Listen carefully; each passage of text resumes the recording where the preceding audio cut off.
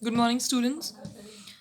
We have completed up till here certificate of origin. We have discussing the principal import or we can say important documents which is required in the export.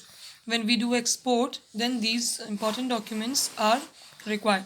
So we have discussed invoice, packing list, bill of lading, and the specimen, airway bill, certificate of inspection, and the certificate of origin. So, lastly, the bill of exchange is left.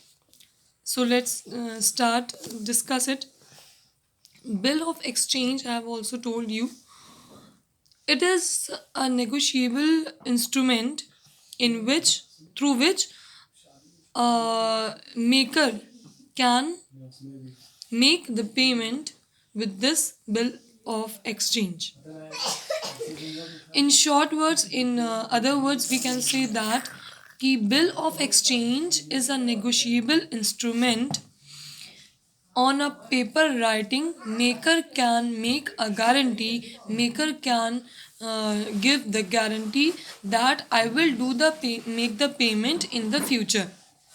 Okay, if we will talk about the export or import, then this bill of exchange will make by exporter for the importer that ki in future importer will give me payment with the specified bank. Here you can see that it is written, in case of external trade, the exporter draws a bill of exchange on the importer asking him to make payment to the specified bank. So bill of exchange is that bill, it is a negotiable instrument through which the maker can make a guarantee, can give the guarantee that I will make a payment in the future in a specified period of time. And if we discuss it in a external trade in this international business, then this bill of exchange will draws by exporter to the importer that you have to make a payment in future. And bill of exchange are of two types. We have already I have already told you that bill of exchange are of two types. See, this is the two types of bill of exchange. First is document against. So you can see that the two types of bill of exchange. First is documents against site, means draft. It means कि whenever the importer will take this bill of exchange, he or she have to pay the full amount at that time. Okay, documents against acceptance means कि when the importer take a bill of exchange, he or she will make the payment at in a future of period of time, specified period of time. Documents against site और documents against acceptance में difference क्या है? सिर्फ एक छोटा सा difference है कि साइट या ड्राफ्ट में इंपोर्टर को फ़ौरन के फ़ौरन उसी टाइम पेमेंट करना होता है, और एक्सेप्टेंस में आपने जैसे ही डॉक्यूमेंट्स आपको मिलेंगे, जैसे इंपॉर्टेंट डॉक्यूमेंट्स एक्सपोर्टर ने सबमिट किए और बिल ऑफ एक्सचेंज मिलेगा, तब आप एक जो भी स्पेसिफाइड पीरियड ऑफ टाइम है जो एक्सपोर्टर ने आपको दिया है उस डेट में आपको पे करना होगा. मीन्स आपको यहाँ पर टाइम मिलेगा, लेकिन यहाँ आपको टाइम नहीं मिलेगा. तो ये होता है हमारा bill of exchange.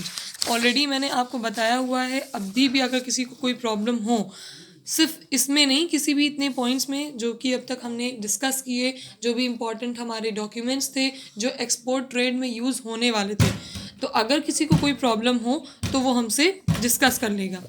Next topic is auxiliary export documents. जब हम डिस्कस कर रहे थे तो हमने ये चीज़ बताई थी कि एक होता है इम्पॉर्टेंट और एक होता है auxiliary, not so important. Principal documents वो डॉक्यूमेंट्स होते हैं कि exporter have to make these documents. Without these documents he और she will not do the export trade. But auxiliary export documents are those documents which is not so much important. Okay, but these documents are made by the exporter. Let's see, first is proforma invoice. Proforma invoice, it's up to the exporter कि that exporter make or may not be make this invoice. This invoice is contained. This invoice is include the quantity, price, and quality of goods. So in this invoice, exporter can write or can include these types of details for the importer. In place of this pro forma invoice, exporter can make the commercial invoice also. So it is not so much important to make this invoice. कहने का मतलब ये है कि proforma invoice में एक exporter की तरफ से एक चॉइस होती है कि वो चाहे तो बनाए और ना चाहे तो ना बनाए. इसमें price, quantity and quality of goods, ये सारी details related to the product which is purchase by the importer, इसमें डिटेल्स इंक्लूड रहती हैं.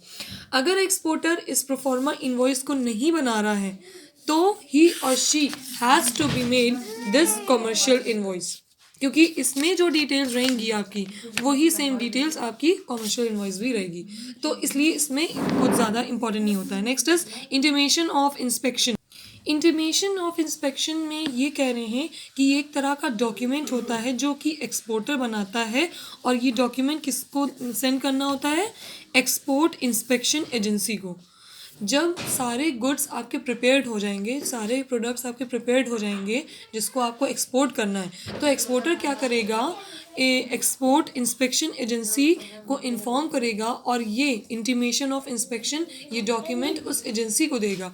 इस डॉक्यूमेंट्स में क्या लिखा होता है कि yes I have prepared, I have completed my product or the goods, you can come and check my the quality of my product, you can inspect it. ठीक है, तो ये एक तरह का डॉक्यूमेंट होता है जो कि एक्सपोर्टर बनाता है, एक्सपोर्ट इंस्पेक्शन एजेंसी को देता है. और इस डॉक्यूमेंट्स में क्या लिखे होते हैं कि गुड्स और प्रोडक्ट्स कंप्लीट हो चुके हैं, अब आके आप हमारे गुड्स को इंस्पेक्शन कर सकते हैं, उसकी क्वालिटी स्टैंडर्ड आप चेक कर सकते हैं. तो ये एक डॉक्यूमेंट होता है intimation of inspection. Next is shipping instructions. Shipping instructions is very simple कि जो भी इंस्ट्रक्शंस होते हैं रिलेटेड टू द शिप से रिलेटेड जो भी इंस्ट्रक्शंस होंगे वो सारे डॉक्यूमेंट्स में इंक्लूड होंगे. देखिए यहाँ लिखा हुआ है, this document is prepared by the exporter for instructing the shipping company about the goods to be exported in their ship. जब एक्सपोर्टर, देखिए ये जितने भी हैं, अभी हमने प्रिंसिपल वाले भी पढ़े वो भी, और ये वाले ऑक्सिलरी डॉक्यूमेंट्स भी, ये सारे दोनों डॉक्यूमेंट्स सिर्फ एक्सपोर्टर ही बनाएगा. बात हमेशा ध्यान रखिएगा कि चाहे वो प्रिंसिपल डॉक्यूमेंट्स हो चाहे वो ऑक्सिलरी एक्सपोर्ट डॉक्यूमेंट्स हैं, ये दोनों को ही बनाने वाला कौन होगा? एक्सपोर्टर. सारे डॉक्यूमेंट्स एक्सपोर्टर की तरफ से बनेंगे. तो शिपिंग इंस्ट्रक्शंस में क्या होंगे? ये एक ऐसा डॉक्यूमेंट होता है कि जब एक्सपोर्टर जो गुड्स या प्रोडक्ट वो दूसरी कंट्री में एक्सपोर्ट करने वाला है और शिप के थ्रू करने वाला है, तो शिपिंग कंपनी को अगर वो कोई इंस्ट्रक्शंस दे, तो पहली बात तो जिस शिप के थ्रू आपका सामान जाएगा तो वो खुद ही भाई हिफाजत से सेफली आपके गुड्स या प्रोडक्ट्स को पहुंचाएंगे. लेकिन उसके अलावा अगर आपको कोई एक्स्ट्रा इंस्ट्रक्शंस देने शिपिंग कंपनी को कि मेरा सामान ऐसा है, फ्रेजाइल है, तो उसको थोड़ा सा सेफली हो, ये हो, वो हो, तो इस तरह के इंस्ट्रक्शंस को अगर हो तो आप शिपिंग कंपनी को ये शिपिंग इंस्ट्रक्शंस नाम का एक डॉक्यूमेंट दे सकते हैं. ये डॉक्यूमेंट एक्सपोर्टर शिपिंग कंपनी को देगा जिसमें वो सारी डिटेल्स इंक्लूड होंगी कि you can make this type of safely guards that my product can be safely arrival in the safely sent to the importer. तो अगर आप अपनी तरफ से कोई इंस्ट्रक्शंस देना चाहते हैं शिपिंग कंपनी को related to your product safely, then you can give it with the help of this shipping instructions. Next is insurance declaration. Insurance declaration में जैसे कि नाम ही से पता चल रहा होगा आपको, इंश्योरेंस पॉलिसी से रिलेटेड है. ये डॉक्यूमेंट भी जाहिर है एक्सपोर्टर ही बनाता है.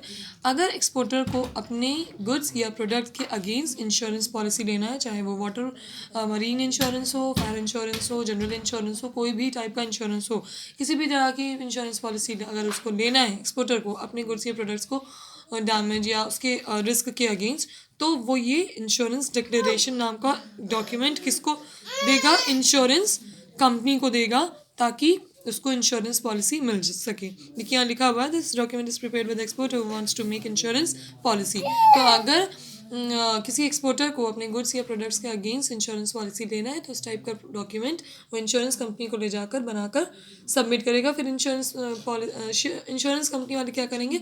जो उनके प्रोडक्ट के अगेंस्ट सूटेबल पॉलिसी होगी वो उनको देंगे। देखिए हर प्रोडक्ट जो भी आप एक्सपोर्ट करते हैं उसके लिए आपको इंश्योरेंस पॉलिसी लेना ही होगा। अगर आपका प्रोडक्ट शिप के थ्रू जा रहा है, वाटर थ्रू जा रहा है, तो आपको मरीन इंश्योरेंस लेना होगा, अदरवाइज जनरल इंश्योरेंस या फायर इंश्योरेंस।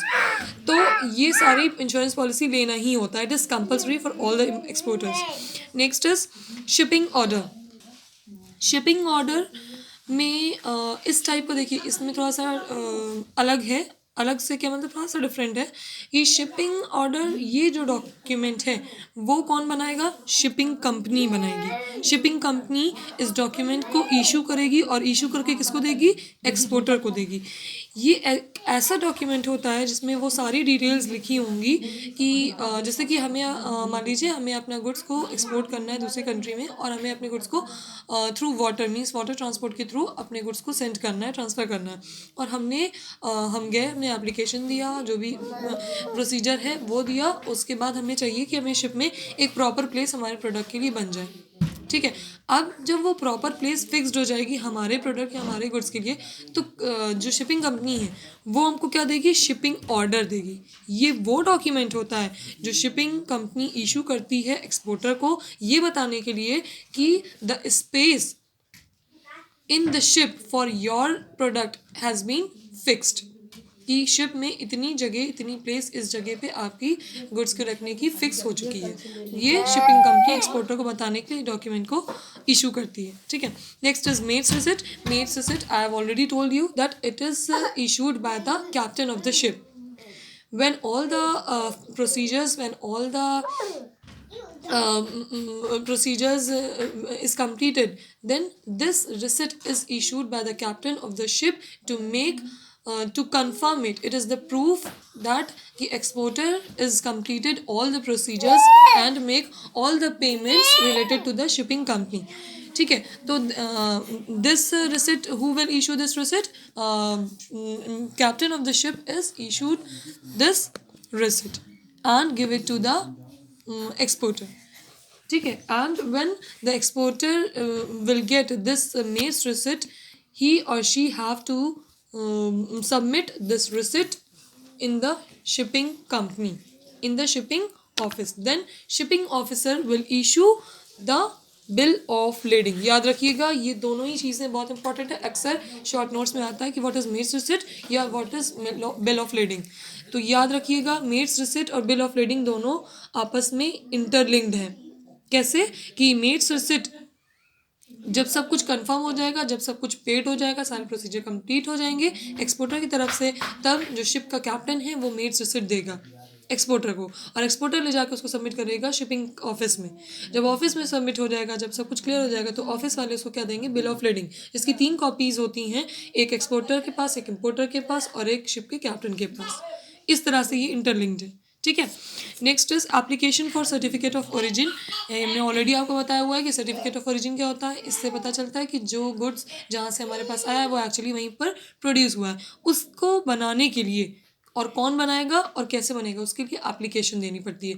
वही जैसे मेरे पास आया कि हमको इनका आधार कार्ड या कुछ भी इशू करना है, बनाना है, तो उसके लिए हमें एप्लीकेशन देनी होती है ना। जैसे आप बैंक अकाउंट में अगर आपको अकाउंट को ओपन करवाना हो तो आप एप्लीकेशन देते हैं, राइट। तो इसी तरह से एप्लीकेशन देना होता है। देखिए लिखा है, this application is prepared by the exporter and submitted to the chamber of commerce for obtaining certificate of origin. ये एक्सपोर्टर एप्लीकेशन लिखेगा कि मुझे सर्टिफिकेट ऑफ ओरिजिन चाहिए, ये मतलब इम्पोर्टर को बताने के लिए कि yes I produced this type of goods and export this to you, मतलब यहीं हमारे यहाँ से प्रोड्यूस हुआ ही गुड। तो सर्टिफिकेट ऑफ ओरिजिन के लिए इसको एप्लीकेशन लिखनी होगी और सबमिट करना होगा चैम्बर ऑफ कॉमर्स को, फिर वो इशू करते हैं एक्सपोर्टर को सर्टिफिकेट ऑफ ओरिजिन। ठीक है, next is letter to banks for collection of documents. This is the last, I think this is the last point and in last here you can see that specimen of mate's receipt. इसको देख लीजिएगा, पढ़ लीजिएगा, किसी को कोई problem हो तो पूछिएगा। वैसे अक्सर ये आता नहीं है, नेक्स्ट तो दूसरा टॉपिक है। हाँ, तो letter to banks for collection of documents is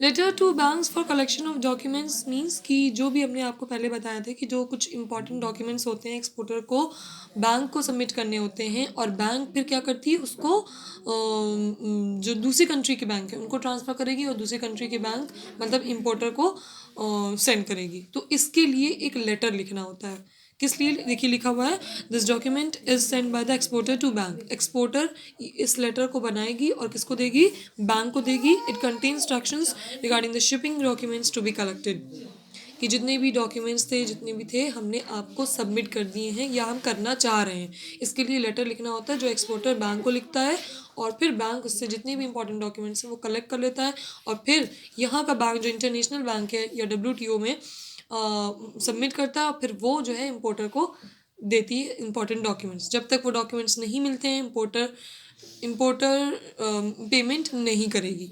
ठीक है, मैंने ऑलरेडी बताया हुआ है ये कि इम्पोर्टर तभी पेमेंट करती है जब उसको इम्पॉर्टेंट डॉक्यूमेंट्स जैसे कि लेटर ऑफ क्रेडिट, जैसे कि bill of exchange, certificate of origin, bill of lading, ये सारी चीज़ें उसको मिल जाएंगी तब। ठीक है, तो यहाँ पर हमारा जो भी एक्सपोर्ट डॉक्यूमेंट्स था इम्पॉर्टेंट मतलब प्रिंसिपल एक्सपोर्ट डॉक्यूमेंट या ऑक्सिलरी एक्सपोर्ट डॉक्यूमेंट हमारे कंप्लीट हो गए हैं। नेक्स्ट लेक्चर में या नेक्स्ट टर्न पे हम पढ़ेंगे इम्पोर्ट डॉक्यूमेंट्स। मीन्स ऐसे कौन से डॉक्यूमेंट्स हैं जो इम्पोर्ट ट्रेड करने में या इम्पोर्ट करने पे हमारे लगते हैं इम्पॉर्टेंट डॉक्यूमेंट्स। ठीक है, तो कोई प्रॉब्लम हो तो पूछिएगा, बाकी नोट्स बनाते रहिए और जैसे ही कंप्लीट होगा उसके after 3 days I will check your notes of chapter 10। Okay.